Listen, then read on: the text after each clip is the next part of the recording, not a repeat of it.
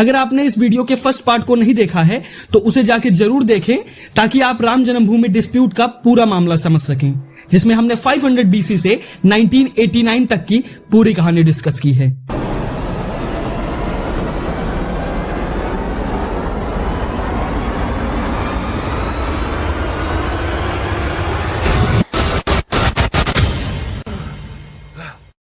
चलिए अब टॉपिक पे आते हैं।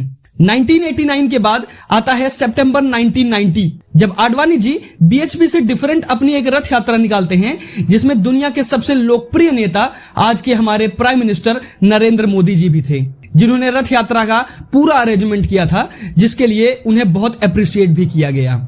ये रथ यात्रा 25 सितंबर 1990 को गुजरात के सोमनाथ से निकलती है, जिसे 30 अक्टूबर को 10,000 किलोमीटर का सफर करके अयोध्या पहुंचना था। लेकिन 22 अक्टूबर को जब ये यात्रा बिहार के समस्तीपुर पहुंचती है, तब उस टाइम के बिहार के चीफ मिनिस्टर लालू प्रसाद यादव आडवाणी जी को गिरफ्तार करवा देते हैं। मैं इस मंच के माध्यम से पुनः श्री आडवाणी जी से अपील करना चाहता हूँ, अपनी यात्रा को स्थगित कर दें, स्थगित करके वो दिल्ली वापस चले जाएं। देश हित में अगर इंसान ही नहीं रहेगा, इंसान नहीं रहेगा, तो मंदिर में घंटी कौन बजाएगा या कौन बजाएगा? जब इंसानियत पर खतरा हो, इंसान नहीं रहेगा तो मस्जिद में इबादत कौन देने जाएगा? मगर 30 अक्टूबर 1990 को सभी कर सेवक अयोध्या पहुंचते हैं और उस टाइम के यूपी के chief minister Mulayam Singh Yadav order देते हैं कि कोई भी डिस्प्यूटेड एरिया पर नहीं जाना चाहिए, वरना अच्छा नहीं होगा। मगर कर सेवक पुलिस को चकमा देकर पुलिस की ही बस लेकर मस्जिद के पास पहुंच जाते हैं और भगवा झंडा लगा देते हैं। इसी बीच एक बंदर भी था जो झंडा लेकर मस्जिद के गुंबद पर चढ़ गया था, जिसे लोगों ने हनुमान जी का रूप माना। इस बात को मुलायम सिंह ईगो पर ले लेते हैं और पुलिस को फायरिंग का ऑर्डर दे देते हैं, और इसके बाद कर सेवकों पर पुलिस अंधाधुंध फायरिंग करती है, जिसमें 20 कर सेवकों की जान चली जाती है। जिसके बाद देश भर में हिंदू मुस्लिम राइट्स होने लगते हैं और मुलायम सिंह को मुल्ला मुलायम का टाइटल देने लगते हैं। फिर आता है 1991, जब इलेक्शन के बाद यूपी में पहली बार बीजेपी की सरकार बनती है और सीएम बनते हैं कल्याण सिंह, जिनका स्लोगन राम लला हम आए हैं मंदिर वहीं बनाएंगे काफी फेमस भी हुआ था। मगर केंद्र में कांग्रेस की सरकार बनती है और प्राइम मिनिस्टर बनते हैं पीवी नरसिम्हा राव। इसके कुछ ही दिन बाद 7 अक्टूबर 1991 में UP state government land acquisition act 1894 के सेक्शन 4, 6 एंड 17 के बेस पर डिस्प्यूटेड एरिया के आसपास 2.77 एकड़ की लैंड एक्वायर करती है, जिस पर तीर्थ यात्रियों के लिए डेवलपमेंट का प्लान किया जाएगा, ऐसा बताती है। लेकिन गवर्नमेंट इस जमीन को बीएचपी के एक ट्रस्ट राम जन्मभूमि न्यास को ₹1 के लीज पर दे देती है। मगर मुस्लिम ग्रुप हाई कोर्ट पहुंच जाते हैं और कोर्ट अपने फैसले में जमीन पर स्टे लगा देता है और कंस्ट्रक्शन को पूरी तरह से बैन कर देता है। फिर फरवरी 1992 में वीएचपी, बीजेपी, आरएसएस और बजरंग दल की एक मीटिंग होती है। बताया जाता है कि इस मीटिंग में विवादित ढांचे को गिराने की प्लानिंग की गई थी, जो कि कोबरा पोस्ट के एक स्टिंग ऑपरेशन से पता चलता है।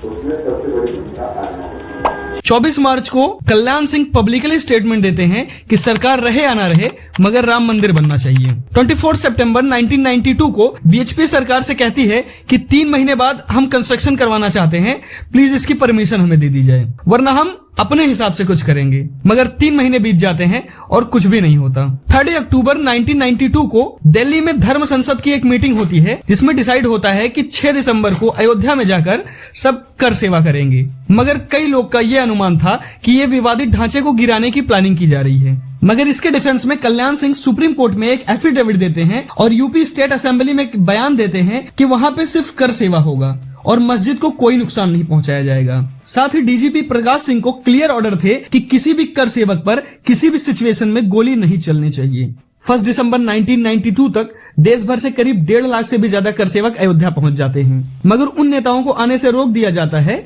जिनके भाषण भड़काऊ हो सकते हैं, जिनमें से उमा भारती भी एक थी। उमा भारती फिर भी अपने बाल कटवाकर कैसे भी करके सिक्योरिटी पर्सन से बच करके स्टेज तक पहुंच जाती हैं। वहां पे स्टेज लगाया जाता है, नेताओं के भाषण चल रहे होते हैं, लोग भजन कीर्तन कर रहे होते हैं। लाल कृष्ण आडवाणी और अटल बिहारी वाजपेयी जी अपने भाषण में कहते हैं कि जमीन पे कंस्ट्रक्शन नहीं करवाया जा सकता है, मगर बैठने के लिए जमीन को समतल तो किया ही जा सकता है।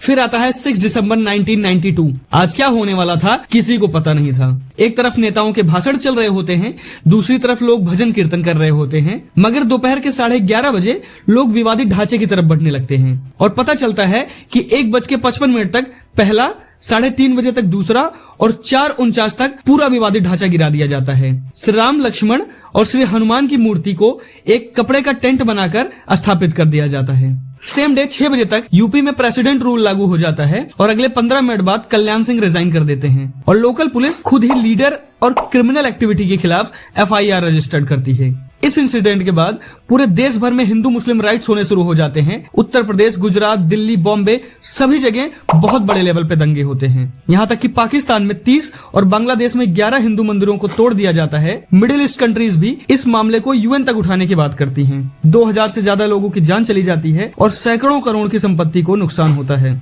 इनफैक्ट 1993 का बॉम्बे सीरियल ब्लास्ट भी इसी इंसिडेंट के रिएक्शन के तौर पे देखा जाता है, जिसका मास्टरमाइंड दाऊद इब्राहिम को माना जाता है। इसके बाद लिब्रान अयोध्या कमीशन की इंक्वायरी बैठाई जाती है, जो कि अपने रिपोर्ट में बताती है कि ये इंसिडेंट प्री प्लान्ड था, जिसमें BJP, RSS, VHP के कई लोगों का इन्वॉल्वमेंट में नाम आता है। उसके बाद RSS और VHP पर बैन लग जाता है और BJP जहां जहां सरकार बनाई थी उसे डिसमिस कर दिया जाता है। 1993 में एक एक्ट आता है, अयोध्या एक्ट 1993, जिसमें ये 2.77 एकड़ की लैंड, जिसमें ये 0.313 एकड़ की जो एक्चुअल डिस्प्यूटेड लैंड थी, ये पूरा एरिया कोर्ट पर छोड़कर बाकी का 67.7 एकड़ की लैंड सेंट्रल गवर्नमेंट अपने अंडर में ले लेती है। काफी टाइम बीतने के बाद आता है 2002, जब गोधरा में ट्रेन बर्न केस हो जाता है और देश का माहौल फिर से एक बार गर्म हो जाता है। नेक्स्ट ईयर 2003 में हाई कोर्ट सर्वे के लिए आर्कियोलॉजिस्ट की टीम को अपॉइंट करती है और 12 मार्च 2003 को ASI की टीम पहली बार GPR सर्वे करती है। एक्चुअली GPR सर्वे में कोई खुदाई नहीं की जाती, बल्कि इलेक्ट्रोमैग्नेटिक वेव को जमीन के नीचे भेजा जाता है और जहां जहां से इमेजेस आती हैं बस वहीं पे खुदाई की जाती है। तो जहां जहां से इमेजेस मिलती हैं 6 महीने तक वहां खुदाई की जाती है, मगर गर्भगृह वाले एरिया में खुदाई की परमिशन नहीं थी। ASI अपना रिपोर्ट सबमिट करते हुए 3 पॉइंट्स रखती है। पहला ये कि बाबरी मस्जिद के नीचे नॉन इस्लामिक स्ट्रक्चर्स मिले हैं, दूसरा ये कि ये स्ट्रक्चर्स किसी एसेंट टेम्पल के लगते हैं, और तीसरा ये कि बाबरी मस्जिद को खाली जमीन पर तो नहीं बनाया गया है, बल्कि किसी स्ट्रक्चर को डिमोलिश करके बनाया गया है, मगर वो मंदिर था या कुछ और था ऐसा नहीं कह सकते। इन सब के बीच 5 जुलाई 2005 को लश्कर तैयबा के 5 आतंकवादी अंदर घुस जाते हैं और टेंट द्वारा बनाए गए मंदिर पर अटैक कर देते हैं, जिसमें एक सिविलियन की भी जान चली जाती है, मगर उन्हें CRPF की टीम मार देती है। फिर 2010 में हाई कोर्ट दोनों पार्टियों के आर्गुमेंट सुनने के बाद पूरे जमीन को 3 पार्ट में डिवाइड कर देता है। सेंट्रल एरिया राम जन्मभूमि न्यास को, राम चबूतरा और सीता रसोई निर्मोही अखाड़ा को, और बाकी का हिस्सा सुन्नी वक्फ बोर्ड को।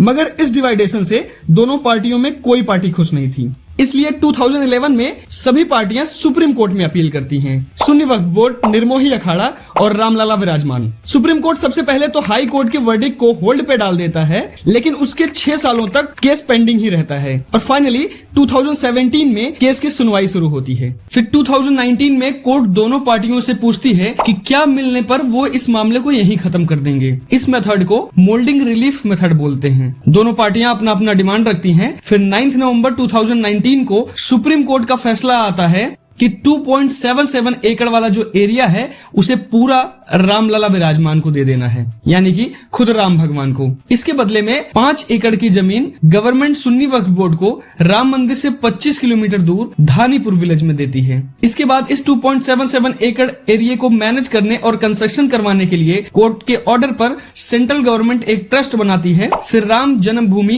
तीर्थ क्षेत्र, जिसे 15 लोग मैनेज करते हैं, जिसमें कोर्ट के ऑर्डर पर निर्मोही अखाड़ा का एक मेंबर रखना कंपलसरी है। ये उन जजेस का पैनल है जिन्होंने इस केस पर काम किया, मगर कॉन्करिंग जजमेंट देने वाले यानी कि जो ऑर्थर जज होते हैं उनका नाम डिस्क्लोज आज तक नहीं किया गया। मगर सुप्रीम कोर्ट ने इतना इंपॉर्टेंट फैसला किस एविडेंस के बेस पर लिया? सबसे पहले तो ASI की रिपोर्ट, जो कि बहुत इंपॉर्टेंट थी, जिसमें बहुत सारी चीजें मिली, जैसे Vishnu Hari inscription, Hindu bell, colours और भी बहुत सारी चीजें। कुछ रिटन प्रूफ को भी कोर्ट में पेश किया गया, जिसमें से गुरु नानक साहब की बायोग्राफी नानक जन्म साखी, तुलसीदास जी की बुक तुलसी दोहा शतक, विलियम फॉस्टर के ट्रेवल लॉग्स, औरंगजेब की ग्रैंड डॉटर के लेटर्स, इसी तरह के 533 एविडेंसेस पेश किए गए, जिनमें से कुछ इंपॉर्टेंट्स आगे पॉज करके देख सकते हैं।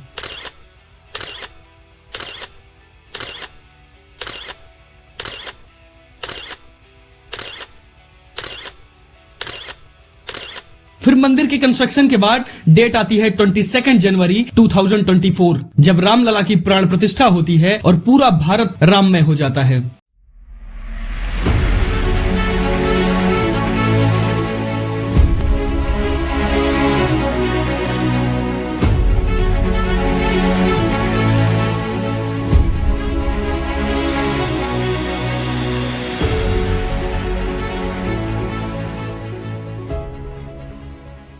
ये कहानी है राम जन्मभूमि के डिस्प्यूट की। अगर आपने इस वीडियो का फर्स्ट पार्ट नहीं देखा है तो यहाँ पे क्लिक करके या फिर डिस्क्रिप्शन में दिए गए लिंक पर क्लिक करके आप जरूर देखें, ताकि आपको पूरे राम जन्मभूमि के संघर्ष की कहानी समझ आ सके। जय श्री राम। राम आग नहीं है, राम ऊर्जा है।